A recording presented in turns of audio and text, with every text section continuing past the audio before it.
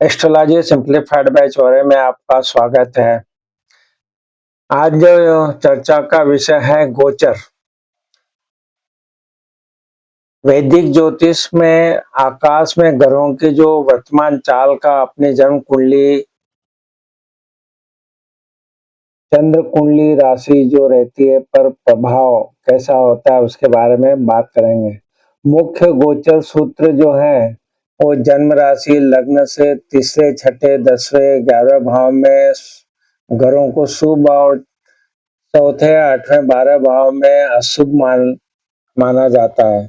शनि गुरु का गोचर सबसे महत्वपूर्ण होता है। गुरु जो है दूसरे 5वें 7वें 9वें 11वें और शनि 3 6 11 भाव में उत्तम फल देते हैं।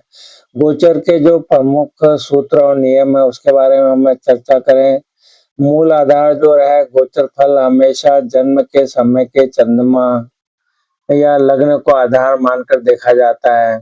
गुरु बृहस्पति जो है वो इसका गोचर देखेंगे तो ये धन ब्याह और भाग्य का कारक माना जाता है।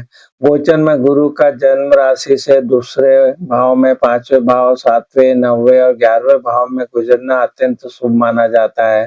शनि का गोचर अगर है तो शनि का तीसरे छठे 11वें भाव में गोचर करना शुभ होता है। शनि का ढैया और साढ़े साथी का प्रभाव भी गोचर से ही निर्धारित होता है।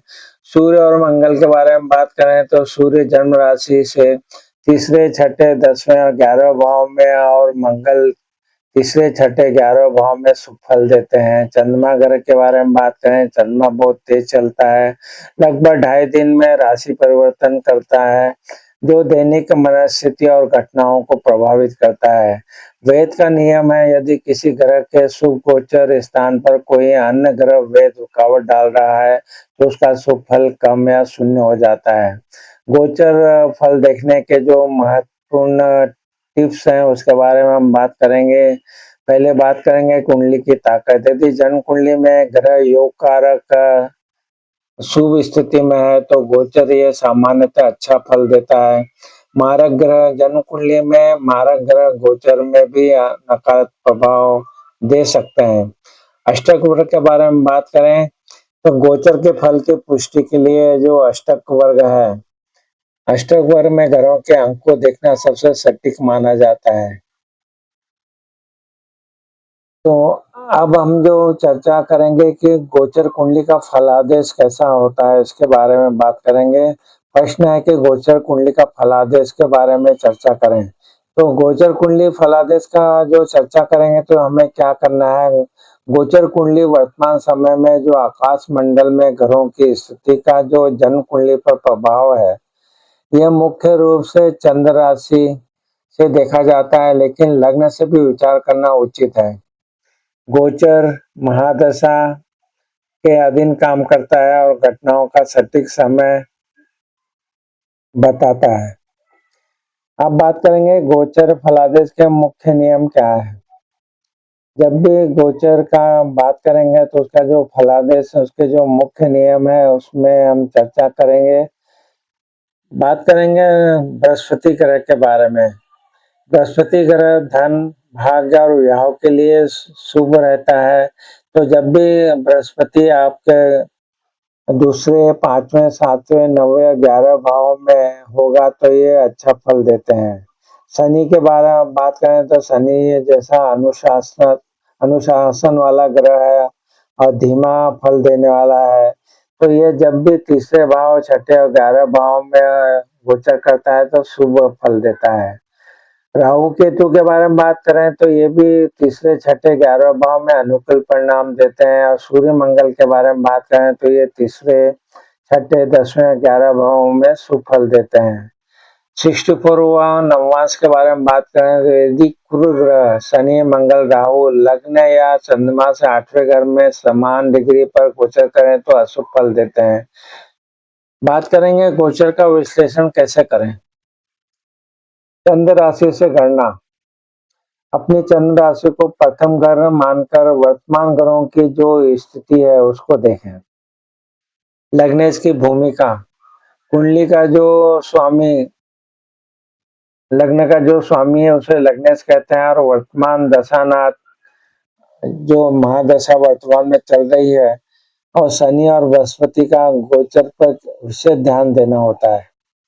शुभ अशुभ भाव के बारे में बात करें तो सामान्यतः तीसरा भाव, छठा भाव, 11वें भाव में अधिकांश ग्रह शुभ फल देते हैं। गोचर का फल का उपयोग दैनिक जीवन में घटनाएं जैसे स्वास्थ्य और करियर के उतार चढ़ाव को समझने के लिए किया जाता है। प्रश्न क्या है कि गोचर चंद्र कुंडली और लग्न कुंडली से कैसे देखें? तो इस प्रश्न के बारे में हम चर्चा करेंगे कि गोचर चंद्र कुंडली और लग्न कुंडली से कैसे देखें। गोचर वर्तमान स्थिति जो रहती है देखने के लिए अपनी जन्म कुंडली जो लग्न या चंद्र को आधार बनाकर वर्तमान ग्रहों की स्थिति जिसे गोचर बोलते हैं की तुलना करें। लग्न जो है कुंडली शरीर, स्वास्थ्य और वास्तविक घटनाओं के लिए है, और जबकि चंद्रमा जो है जन्म राशि मानसिक स्थिति और भावनात्मकता भावनाओं के लिए सबसे सटीक मानी जाती है। लग्न कुंडली में गोचर कैसे देखें, इसके लिए आपको क्या करना है, अपनी मुख्य जन्म कुंडली जिसे D1 चार्ट भी कहते हैं, जहां लग्न जो असेंडेंट है उसको पहले भाव है, पहले भाव को लग्न को असेंडेंट बोलते हैं। देखने की जो विधि है, आप देखें कि जो वर्तमान में ग्रह आपकी कुंडली के किस भाव 1 से जो 12 भाव में स्थित होते हैं तो उनका उपयोग कैसे करेंगे, ये भौतिक घटनाओं, स्वास्थ्य, करियर और प्रॉपर्टी संबंधी वास्तविक परिणाम जानने के लिए वो सर्वोत्तम है। उदाहरण के बारे में बात करें तो यदि शनि गोचर में आपकी लग्न कुंडली से तीसरे भाव में है तो यह संघर्ष के बाद सफलता दर्शाता है। चंद्र कुंडली से गोचर कैसे देखें? चंद्र कुंडली से गोचर देखने के लिए जो आधार है कि अपनी जन्म राशि जिस भाव में चंद्रमा स्थित है वो पहला घर मानकर जो विधि है कि अपनी जन्म राशि से गिनते हुए वर्तमान ग्रहों की स्थिति भाव में रखें। जैसे चंद्र राशि से तीसरे, छठे, 10वें और 11वें भाव शुभ होते हैं।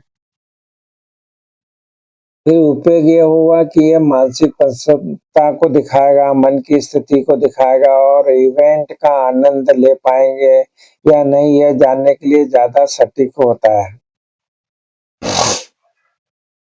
उदाहरण के लिए यदि गोचर का गुरु आपकी चंद्र राशि से 5वें भाव में है तो आपको मानसिक संतुष्टि और शुभ समाचार मिलेगा।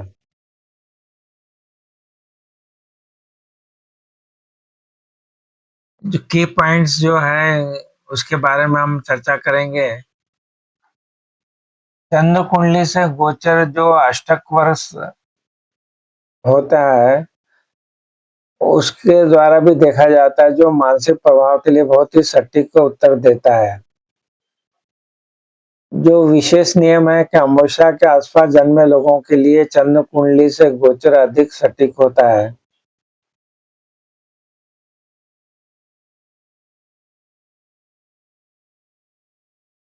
बेहतर फलादेश के लिए आपको लग्न और चंद्र कुंडली दोनों से गोचर देखना चाहिए, जिससे कि आपको फल अच्छे प्राप्त हो सकेंगे।